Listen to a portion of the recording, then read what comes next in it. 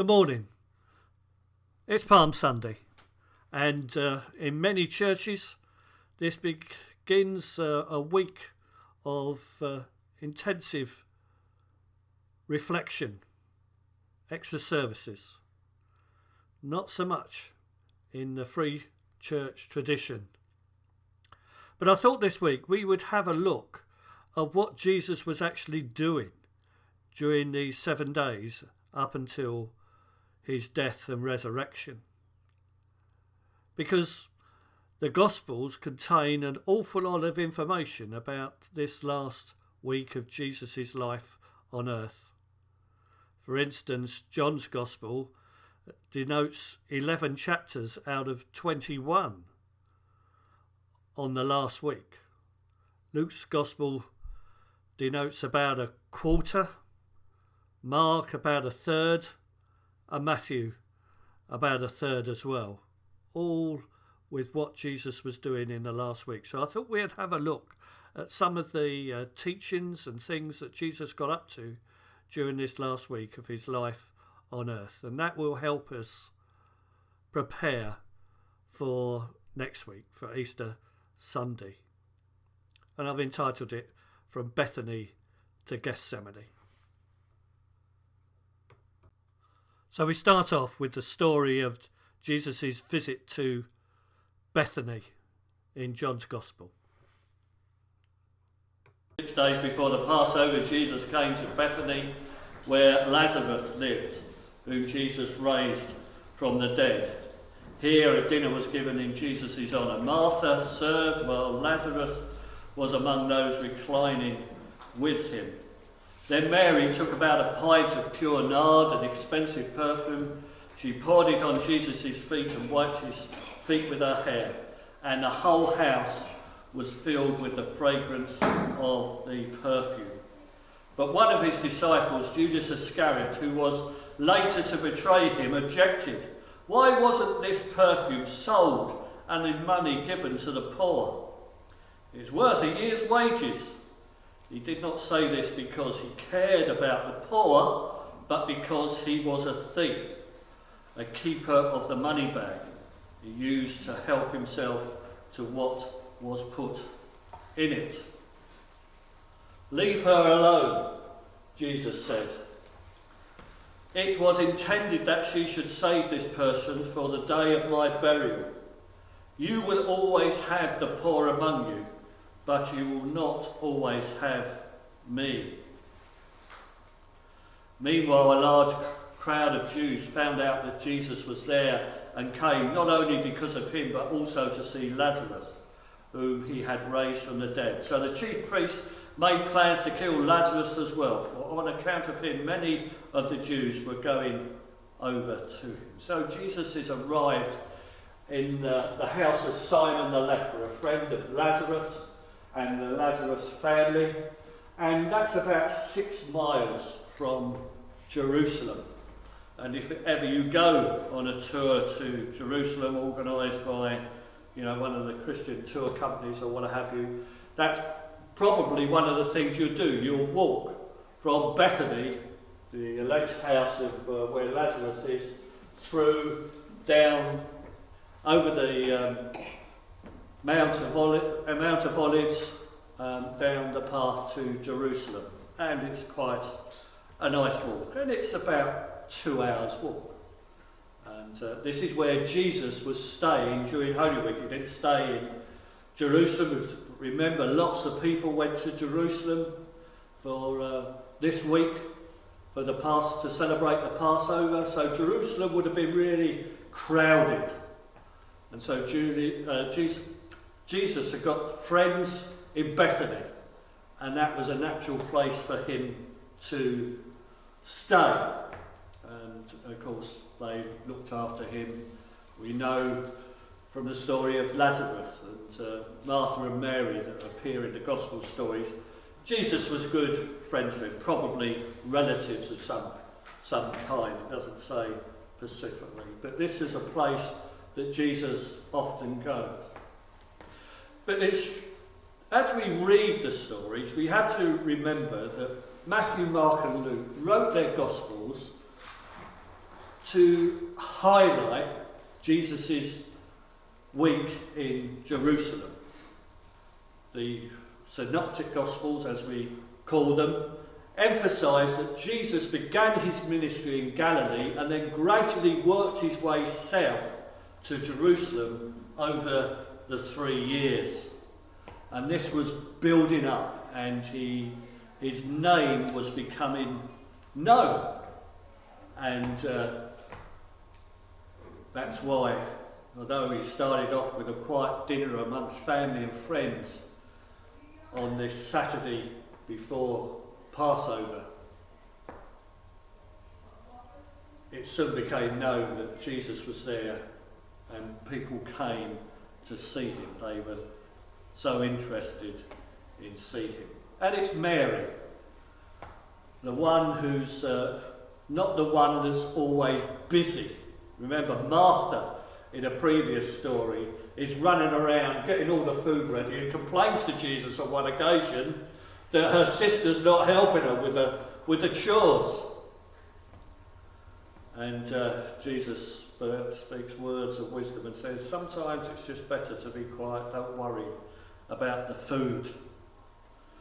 And I hope in that sense we can enjoy our food later, but not worrying about it now.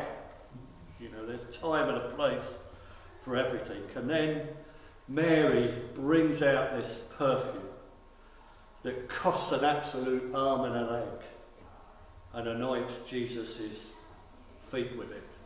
It's the sort of perfume that was saved for burial. When a family died, they often coated the body in oils and spices in order that they could mourn and not have the smell of a decayed body. Because you remember, in those sort of temperatures, bodies deteriorated a lot quicker in those sort of things.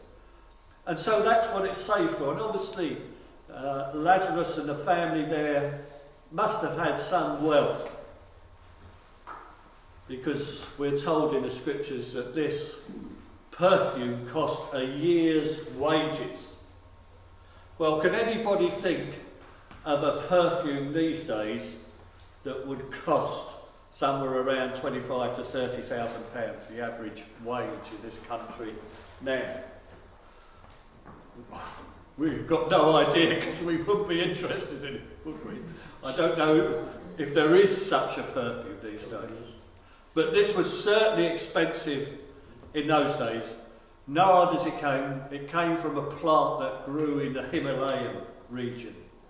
So it obviously had to come a long way. But Jesus needs in many ways to be anointed for the trials he's going through. And this is something that we learn from in scripture, isn't it? Often we anoint people at various significant times in their lives as an act of commissioning, as an act of community love. And this is what Jesus is setting out a precedent here for. Judas, of course, was only interested in the value of the thing. Perhaps he was thinking that he could have a few quid out of the, if it was sold, and the rest of the money could be given to the poor. So this is a special time for Jesus. He's with his friends, his main support, and Mary anoints him, and he teaches the significance of that. But of course the disciples, as we know from later on, don't really pick that up at all. But it is interesting, isn't it? Before all that he's going through, Jesus is prepared by one of his close colleagues for his trials. And I'm sure that would have brought comfort to him knowing especially what was going on. And then we come to the entry into Jerusalem. And last year, you remember, I went went through this, so I just want to go quickly through this just to remind us that this entry, as he walked into Jerusalem and people thought he was going to claim to be the Messiah and lead them in freedom away from the Roman authorities, the crowds had this in their sights. This is what they believed was going to happen. They hadn't experienced anything like this in their lifetime. This journey, as the crowd started cheering, waving palm branches, was on their agenda, and they was expecting a great week. But of course, the disciples thought of something else as he was going into Jerusalem. They could see Jesus, yes, becoming powerful leader, and they was looking for places in his kingdom, places in the palace, important positions. That was certainly in their sight. And of course, the zealots, those are the ones who wanted revolution, saw this as an opportunity to overthrow the Roman authorities, and that was very much their agenda for the week. And of course, the chief of the priests and the Pharisees and everybody who ran the temple saw this as an absolute danger, so they was going to create something different because they wanted to destroy this movement, because they knew if this movement gathered pace, they would lose their position because the Roman authorities would crack down, because they would say they're no longer able to control their people, and the Romans would take a tighter grip on power. And of course the temple authorities didn't want that. But of course, above all, Jesus had his agenda. It was a time for the people to realise and to start to understand his true agenda of what was going to happen.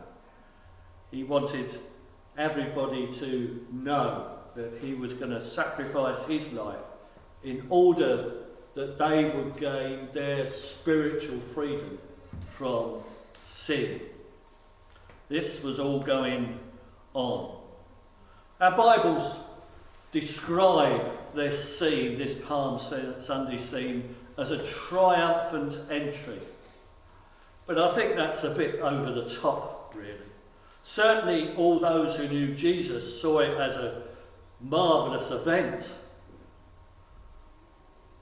But it was hardly triumphant, was it, when one looks back a bit? Because loads of people who were cheering Jesus in were later to shout for his crucifixion and death.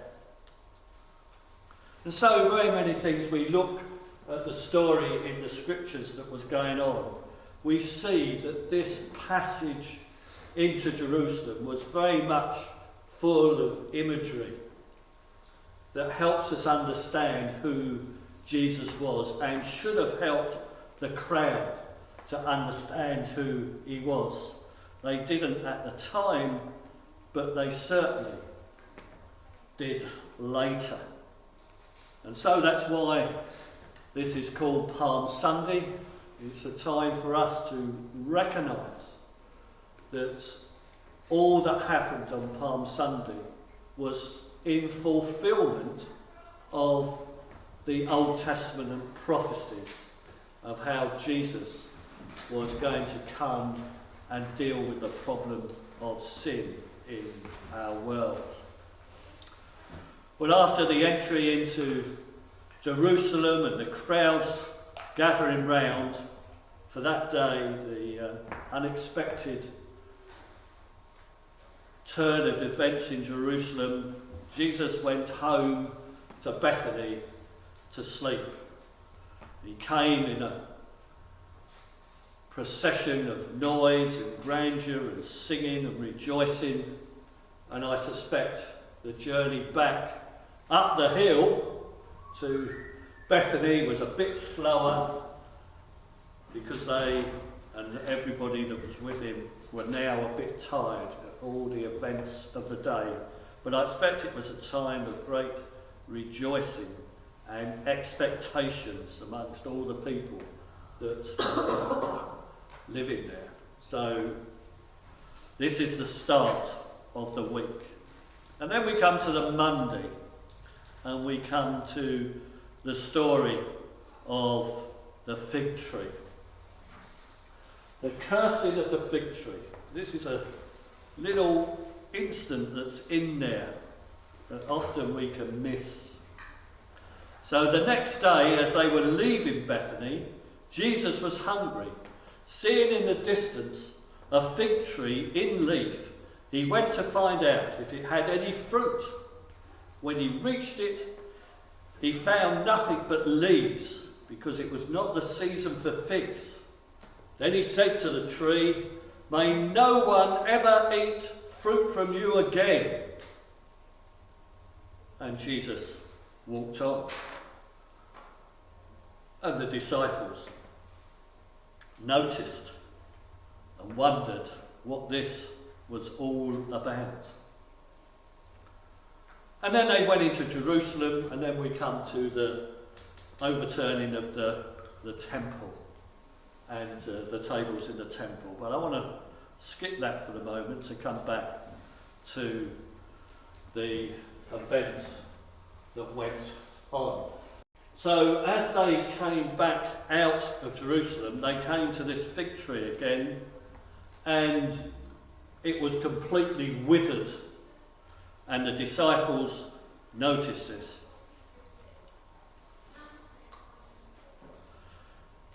And the disciples asked, "What about this fig tree?"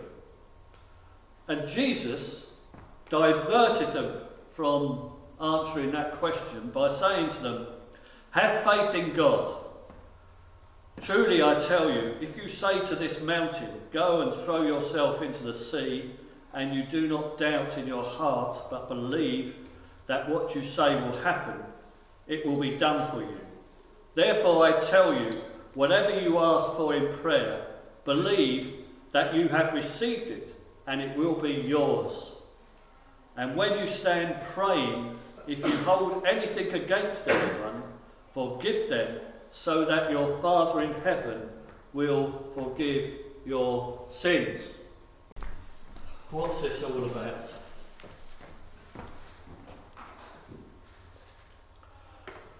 Well, as Jesus walked, he saw this fig tree.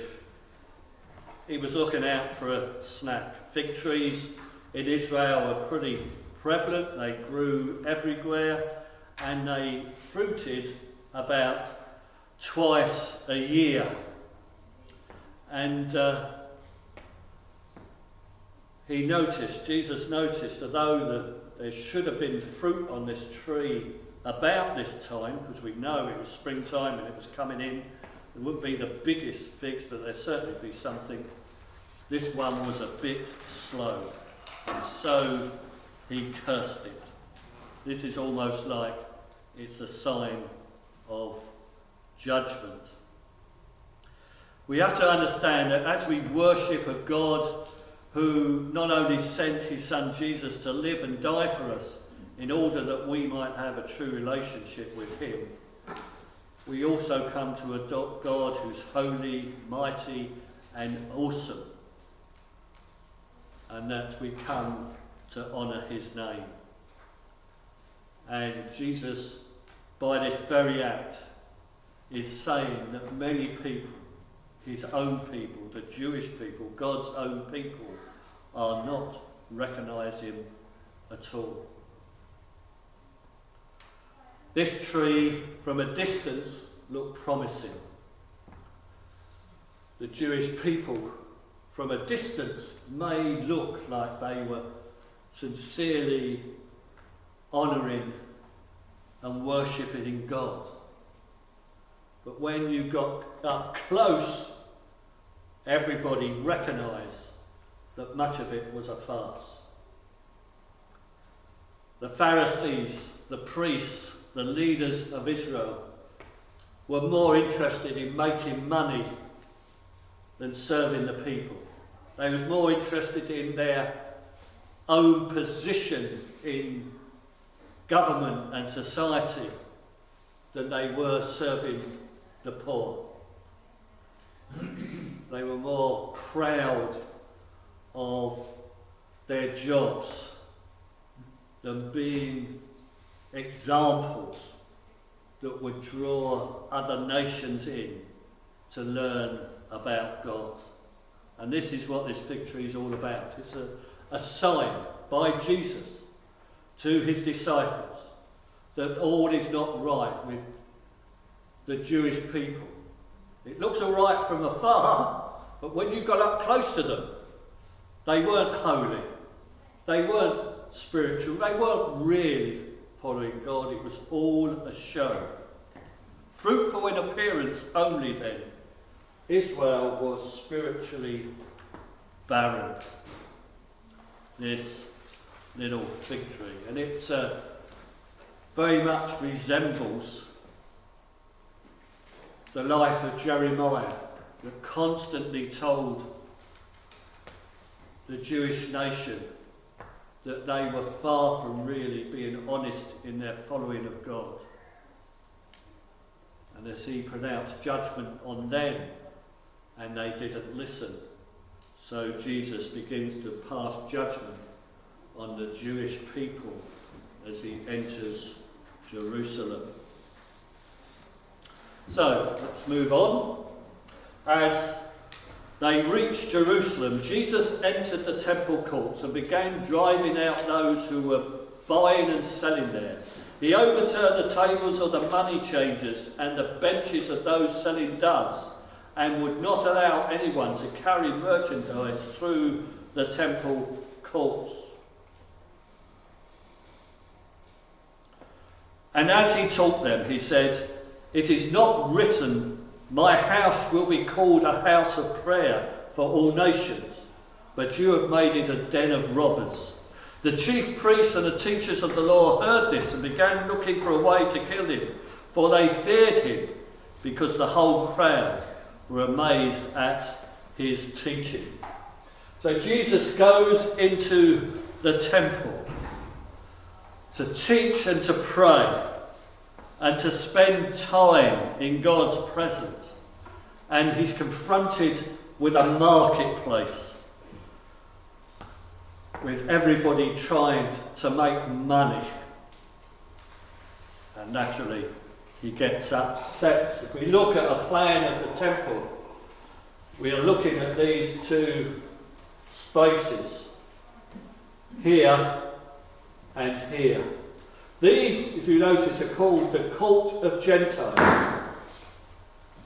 And it's in these places that non-Jewish people and the women came to pray and to receive teaching.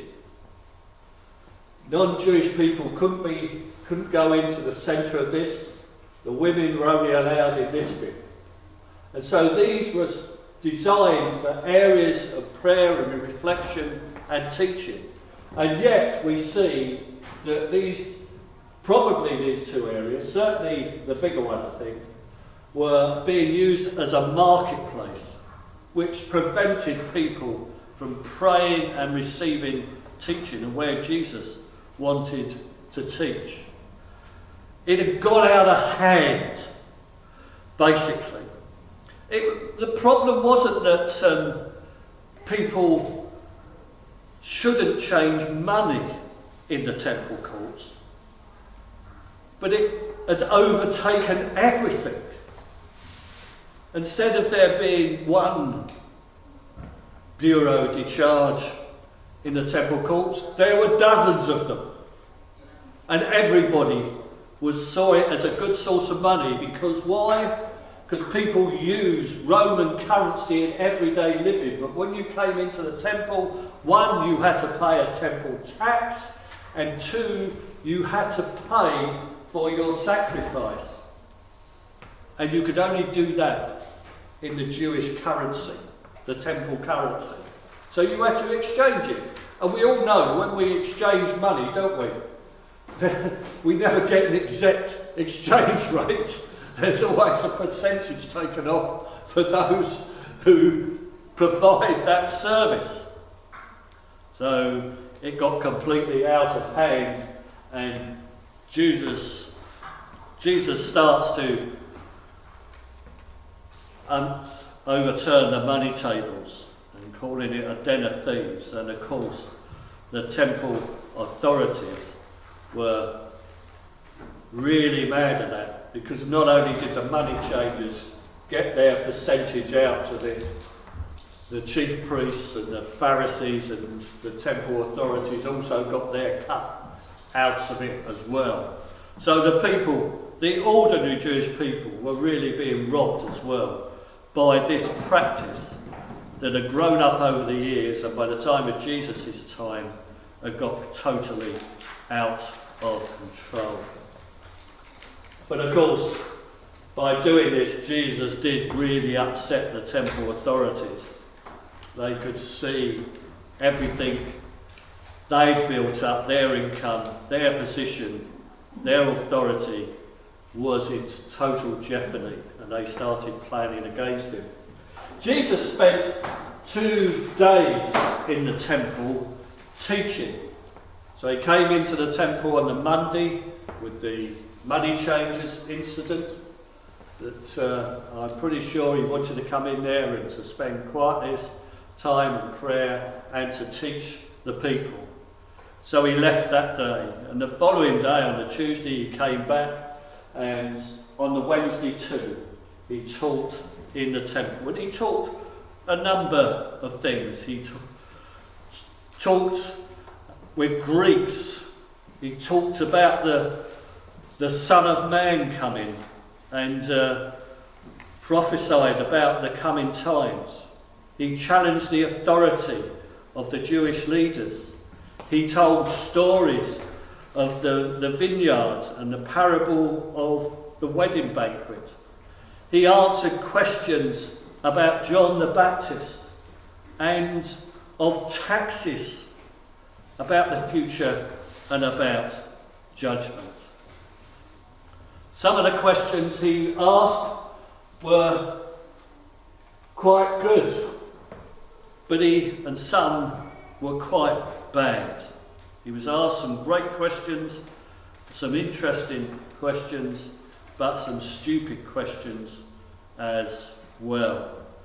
One of the teachers of the law came to Jesus, and noticing that Jesus had given them a good answer, asked him, of all the commandments, which is the most important? And of course, that was a great question to answer, or to ask Jesus. And Jesus went on to say, to love the Lord your God with all your heart, all your soul, and furthermore to love your neighbour. We know that story. That was one that he told in the temple courts in these 2 days. A great question. But then he was asked some really stupid questions. The Sadducees came up to him, who never believed in the resurrection of the body, came to him with a question. Teacher, they said, Moses wrote for us that if a man's brother dies and leaves a wife but no children, that man must marry the widow and raise up offspring for the brother. Now there were 7 brothers. The first one married and died, leaving no children.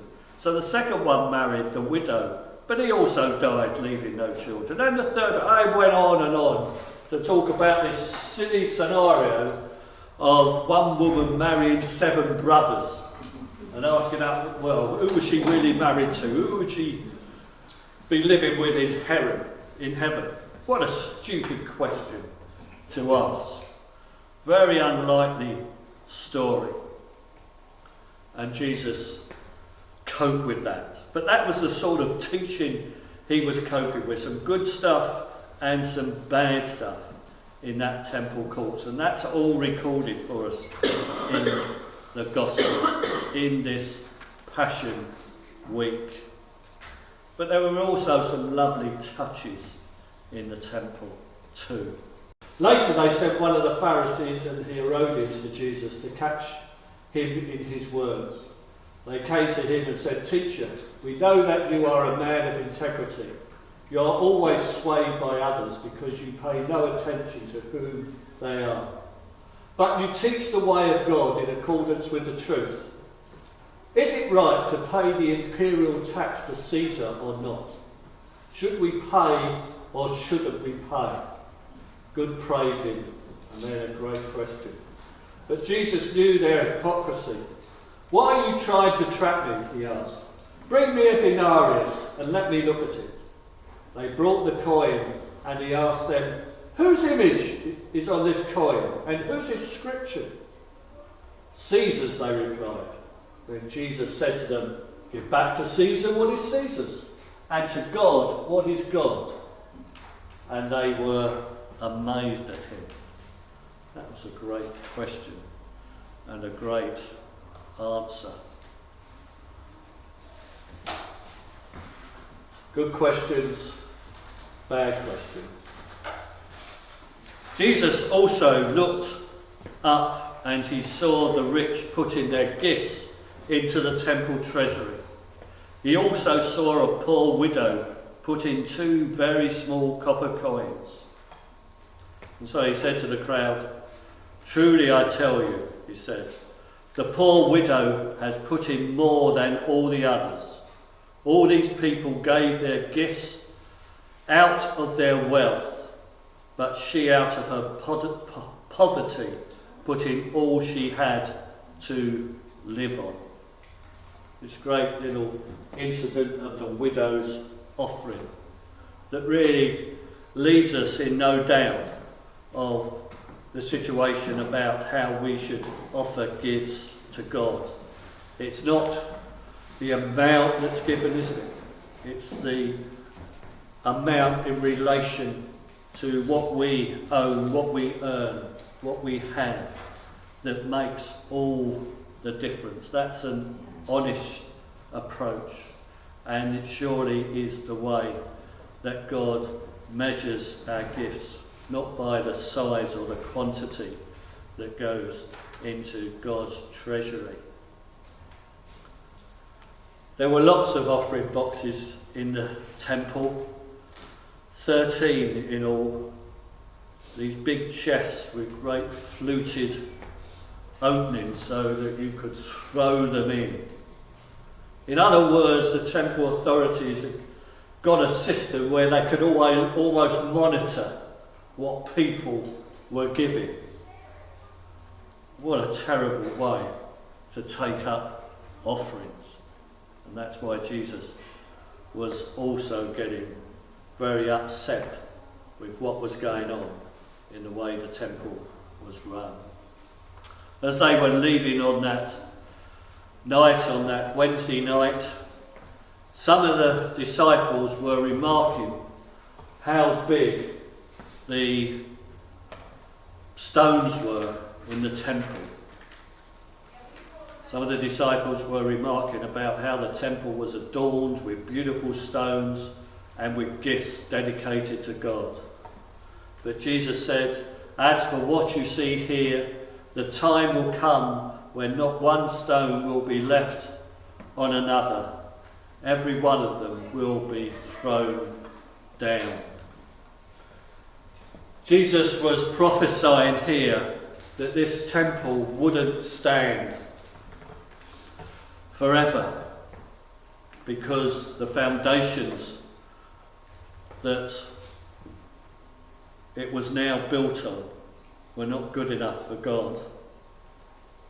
And of course this was one of the things that the witnesses in Jesus' trial later on tried to use against him, when they said, well, he's going to tear down the temple.